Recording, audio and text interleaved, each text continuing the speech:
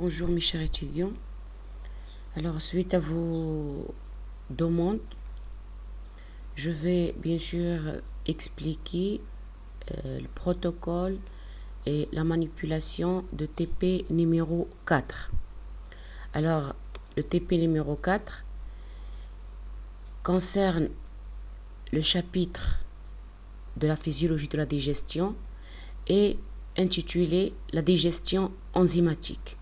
Bien sûr, il faut que vous avez rappelé que la digestion est composée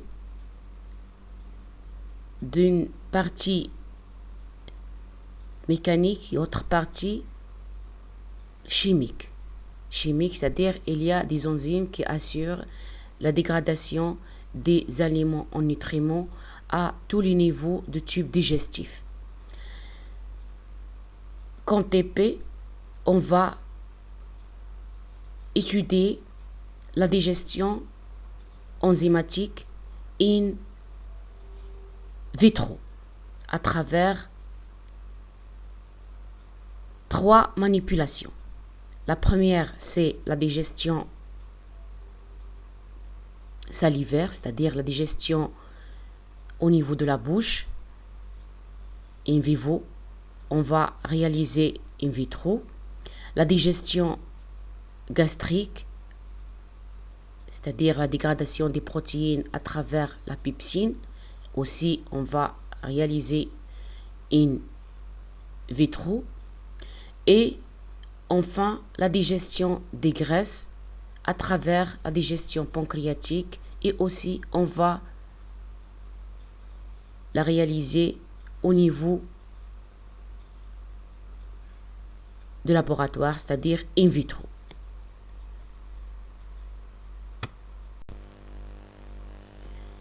Bien sûr, suite à la période difficile de Corona Covid-19, on ne peut pas vraiment et réellement faire la manipulation in vitro. Aussi, le manque des réactifs dans ce TP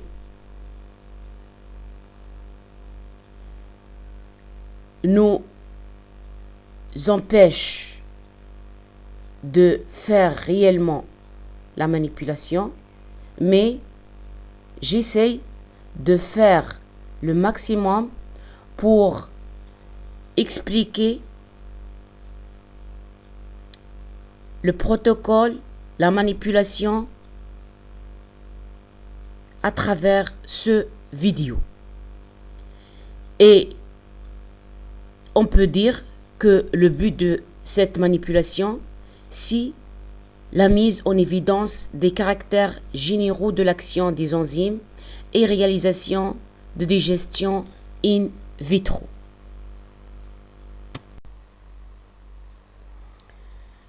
On commence par la digestion salivaire, c'est-à-dire la digestion des sucres complexes au niveau de la bouche et qui est réalisée à travers l'amylase salivaire. Dans ce TP, on va utiliser la ptyaline, qui est un enzyme qui a la propriété d'agir sur l'amidon cuit pour transformer en dextrine puis en sucre le maltose, c'est-à-dire au lieu de l'amylase salivaire au niveau de la bouche in vivo. Comment on détecte l'apparition de maltose?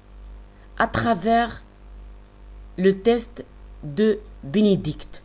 Le test de Benedict, c'est-à-dire on utilise un réactif appelé Benedict, c'est un mélange de plusieurs composants. Dans le test de Benedict plutôt, une solution cuivrique sera réduite en formant un précipité d'oxyde cuivrique. Et c'est ça. Comment détecter l'apparition ou bien la dégradation de l'amidon? Parce que cette réduction se forme d'un changement de couleur du bleu vers rouge brique. Lorsque les sucres réducteurs sont mélangés avec le réactif bénédicte et chauffés, une réaction de réduction provoque ce réactif à changer de couleur. Et comme ça, on peut détecter la réaction de la ptyaline ou bien l'amylase salivaire dans la dégradation de l'amidon. Bien sûr, avant d'expliquer la manipulation de la digestion salivaire, il faut connaître un peu l'interprétation des résultats de tests de Bénédicte pour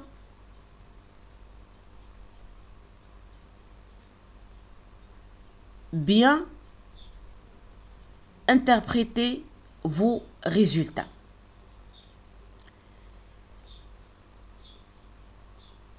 Le schéma suivant représente le changement successif de couleur de réactif de Bénédicte afin de détecter l'apparition des sucres réducteurs, c'est-à-dire la dégradation de l'amidon. Le changement de couleur se fait, bien sûr, du bleu vers le rouge brique.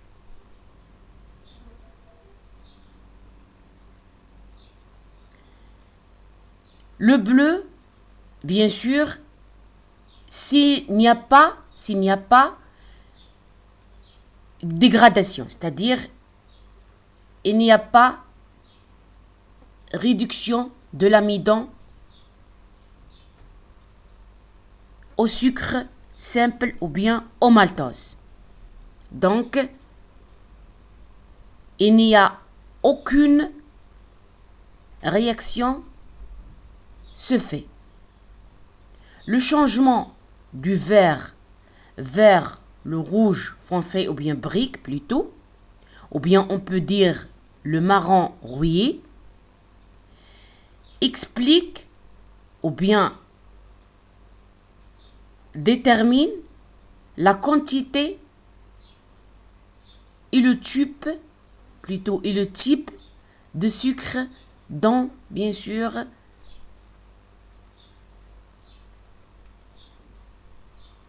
les différents tubes.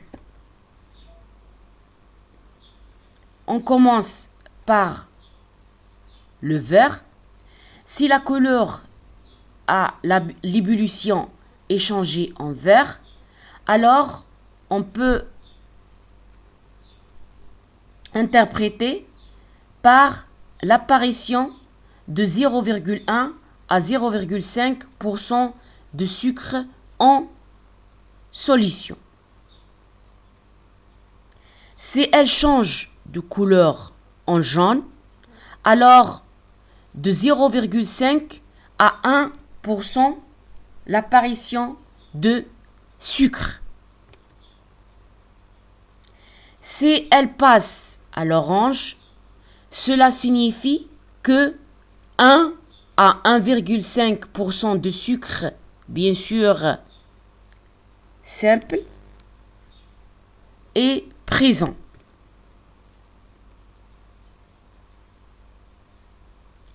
Et si la couleur change en rouge, c'est 1,5 à 2% de sucre est présent.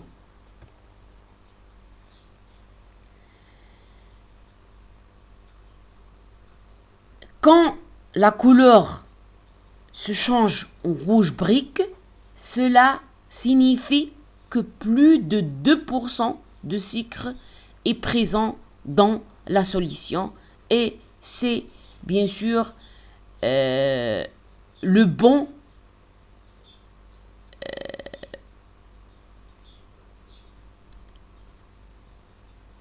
la bonne traduction de test de Bénédicte ou bien de dégradation de l'amidon en sucre de maltose, sucre plus simple.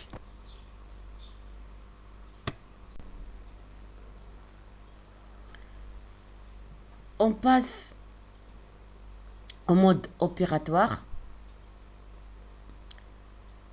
Première étape, c'est numéroter au marqueur 4 tubes de 1 à 4. Puis, on mettre dans chaque tube 5 ml d'amidon cuit. La solution est à 1%. Troisièmement, et ajouter 3 ml de chacun des composants A, B, C, D dans les 4 tubes, en plus 3 gouttes de HCl concentré dans le tube 3, comme suit. Alors, pour bien expliquer, parce que je sais que la manipulation qui paraît pour vous un peu complexe, c'est la manipulation de la digestion salivaire. Alors, dans chaque tube, il y a la solution de l'amidon. Le tube 1, on ajoute l'eau distillée. Dans le tube 2, on ajoute la solution enzymatique, c'est-à-dire la ptyaline. Dans le tube 3, on ajoute aussi la solution enzymatique avec 3 gouttes de l'HCl. Dans le 4e tube, on ajoute la solution enzymatique, on bouillit et refroidit. 4e étape, il faut disposer les tubes préparés et j'ai mentionné avec la même présentation de l'étape numéro 3 pour indiquer le contenu de chaque tube. 1, 2, 3, 4. Mais bien sûr, il faut mélanger chaque solution, bien chaque tube avant, bien sûr, cette étape. La 4e étape, c'est la disposition de ces tubes dans le bain-marie à 37 degrés Celsius pour une incubation de 1 heure et demie.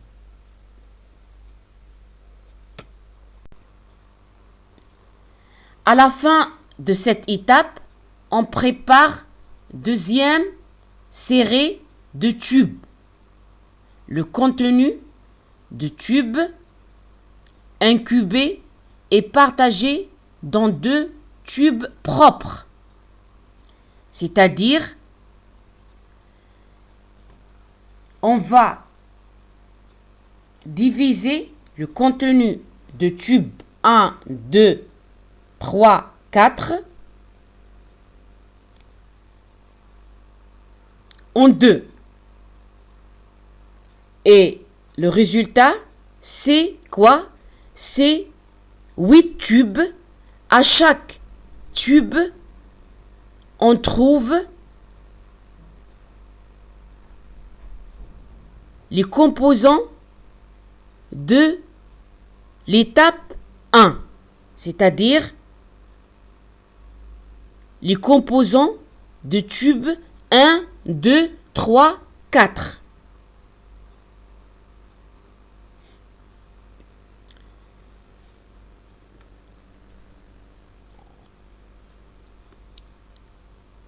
Dans la série 1, on ajoute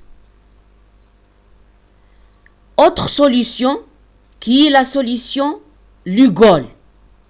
C'est-à-dire, je répète toujours, que le tube 1, 2, 3, 4 de la première série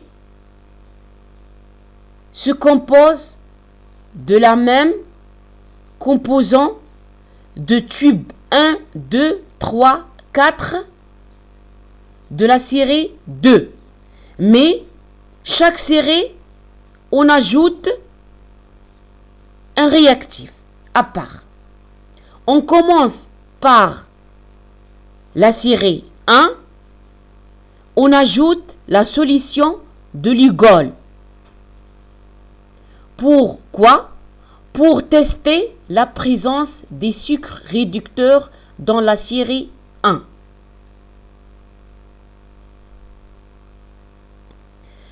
On ajoute dans chaque tube 2 à 3 gouttes de solution iodée ou bien réactif de Lugol. Parce que le réactif de Lugol, c'est une solution iodée.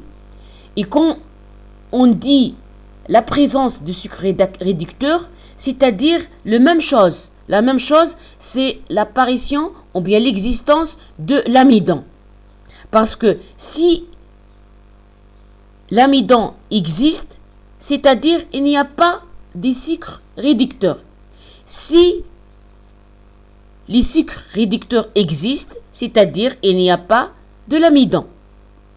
Alors la réponse positive dans ce test, c'est l'apparition de coloration bleu nuit. C'est-à-dire s'il y a de l'amidon, il y a apparition de coloration bleu nuit. S'il n'y a pas de l'amidon, le réactif reste de la couleur orange. C'est-à-dire il n'y a pas changement de couleur.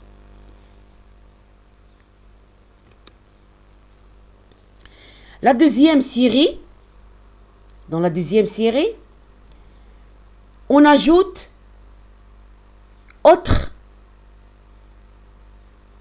réactif qui est la solution ou bien le réactif de Bénédicte. Alors, il faut plonger les tubes rapidement dans l'eau bouillante pendant 2 minutes après l'addition de solution de Bénédicte. Puis, les sortir à l'aide d'une pince en bois et estimer le taux de sucre réducteur suivant la coloration obtenue en fonction de la teneur en sucre réducteur. Et pour cela, on ajoute dans chaque tube 1, 2, 3, 4, 5 ml de la solution de Bénédicte. C'est-à-dire aussi à travers la série 2, on détecte s'il y a l'amidon ou non. Même chose, s'il y a sucre réducteur ou non. La différence, c'est à travers la solution de Bénédicte, on peut détecter exactement la quantité ou bien la concentration de sucre réducteur. C'est-à-dire, s'il y a réduction de l'amidon en sucre réducteur, est-ce que cette réduction est totale? Est-ce que cette réaction est seulement de 0,5 à 1, de 1 à 2, c'est-à-dire exactement la quantité et la concentration de sucre réducteur obtenu.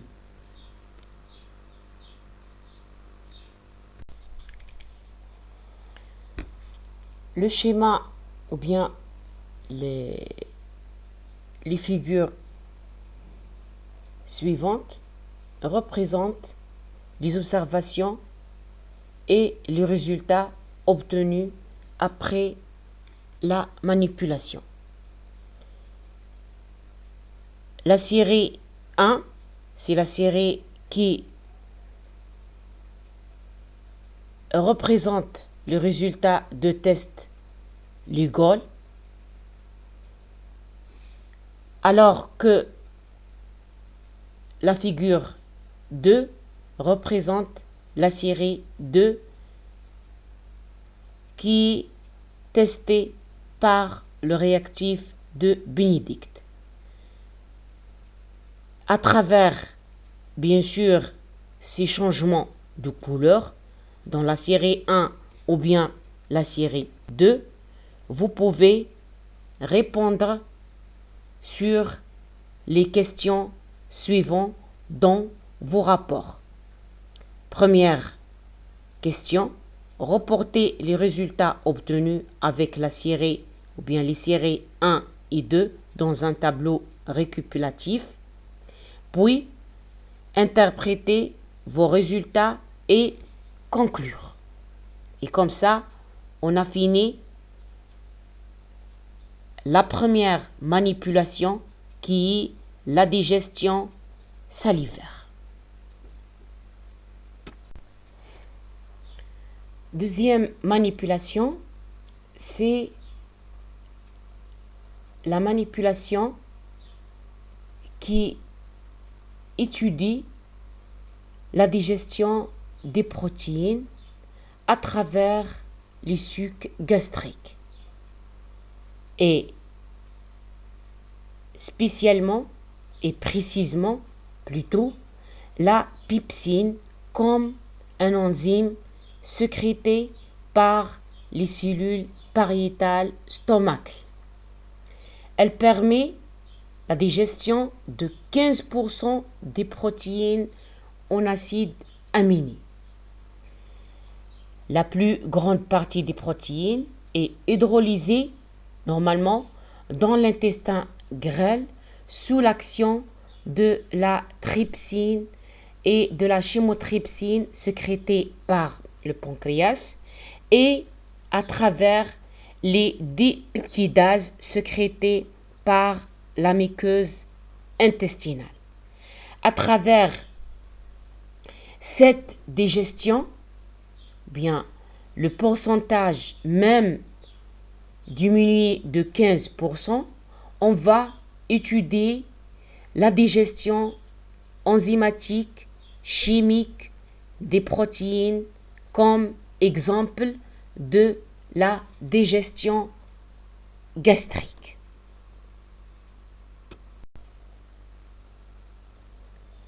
On passe au mode opératoire et, comme d'habitude, numéroter 4 tubes propres et ajouter les composants comme le schéma représente. 4 tubes, 1, 2, 3, 4. Dans chaque tube, on met 5 ml de solution de pepsine à 1%. Puis, on laisse le tube 1 sans addition. Deuxième tube, on ajoute HCl. Le troisième, on ajoute le NaOH. Et le quatrième aussi, on ajoute l'HCl. Deuxième étape, on ajoute dans chaque tube 1, 2, 3, 4 le contenu protéique. Mais avant, il faut agiter plusieurs fois chaque tube. Puis, ajouter un peu de blanc d'œuf ou quelques flocons d'albumine d'œuf en poudre. Troisième étape, en mettre à incuber à 37 degrés pendant 1 heure les tubes 1, 2 et 3. Alors que le tube 4, qui se compose de mêmes composants de deuxième tube, est mis dans la glace, c'est-à-dire à 0 degré Celsius pendant aussi 1 heure. Les observations et les résultats obtenus se manifestent dans cette figure. Le tube 1, 3, 4 reste sans changement et pour cela, j'ai mentionné comme avant l'incubation et le refroidissement de tube 4 avec le point qui représente la pepsine, les carrés qui représentent l'albumine ou bien le blanc d'œuf, mais dans la réalité, le tube 1, 3, 4 se représente par une couleur blanc opaque, alors que le tube 2 se représente par une couleur claire, blanc clair ou bien limpide.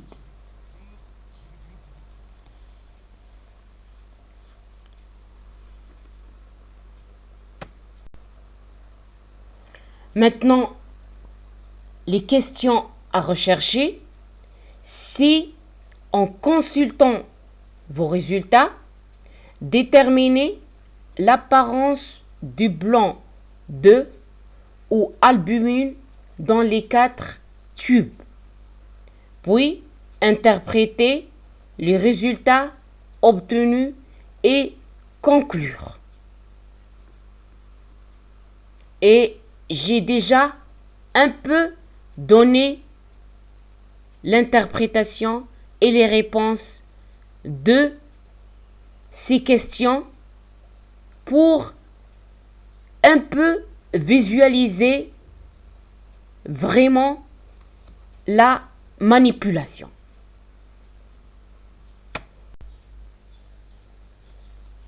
Enfin, la manipulation dernière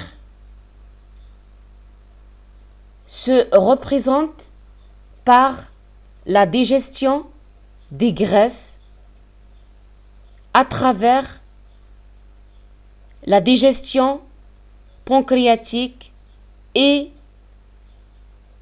la détermination du rôle de la bile.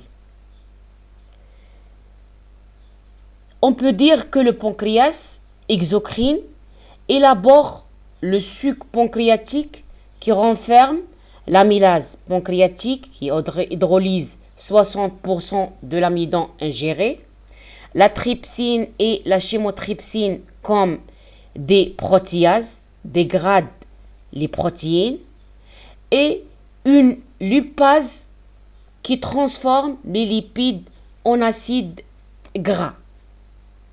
La bile est une sécrétion qui émulsifie les lipides, permettant l'action de la lipase qui ne peut agir qu'en surface des molécules lipidiques. Et toujours, j'ai mentionné que la bile est synthétisée au niveau du foie et stockée ou bien emmagasinée au niveau de la vésicule biliaire et sécrétée suite à l'existence des lipides pour le rôle d'émulsifier les lipides pour la digestion et l'absorption. La digestion des lipides dans ce TP est mise en évidence en mesurant la variation de pH résultant de l'apparition des acides gras. C'est-à-dire, s'il y a changement de pH, c'est-à-dire il y a dégradation des acides, plutôt des lipides en acides gras. S'il n'y a pas changement de pH, c'est-à-dire il n'y a pas dégradation. On passe directement au mode opératoire et toujours on répartit dans 3 tubes propres et numérotés toujours les mélanges suivants. Dans le premier tube, on met 5 ml d'eau distillée avec 3 gouttes d'huile. Dans le deuxième tube, on met 5 ml de solution pancréatique avec toujours 3 gouttes d'huile. Et dans le troisième tube, on met 5 ml de solution pancréatique aussi avec les 3 gouttes d'huile en plus grains de bile ou bien quelques grains de la bile.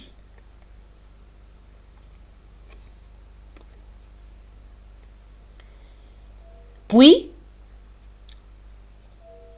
deuxième étape, il faut déterminer le pH initial des solutions à l'aide d'une bandelette de papier pH ou bien autre instrument qui mesure le pH initial pour détecter le changement, bien sûr.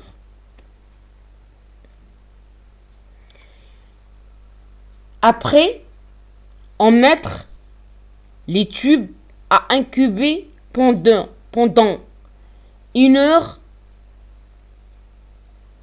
à 37 degrés Celsius et déterminer après le pH des solutions. Comme observation et résultat, on note toujours qu'il n'y a pas changement au niveau de tube 1 et 2, alors qu'il y a changement de pH au niveau de tube 3. Donc, les questions, ou bien la question à rechercher, c'est interpréter le résultat obtenu et conclure. Et comme ça, on a fini les 3 manipulations et j'ai essayé d'expliquer et visualiser plus ou moins les résultats de chaque manipulation pour bien interpréter et comprendre l'effet des différents enzymes utilisés dans ce TP. Bien sûr, je vous remercie toujours et je suis aussi très désolée parce que j'ai essayé de faire le maximum pour gagner cette année, même si la période est difficile pour vous. Soyez sûr que aussi la période est très difficile pour moi et je suis vraiment démoralisée, mais il faut travailler et il faut bien sûr نمنو بربي quel que soit ظروف. Merci autrefois et salam alaikum wa rahmatullahi ta'ala wa barakatuh.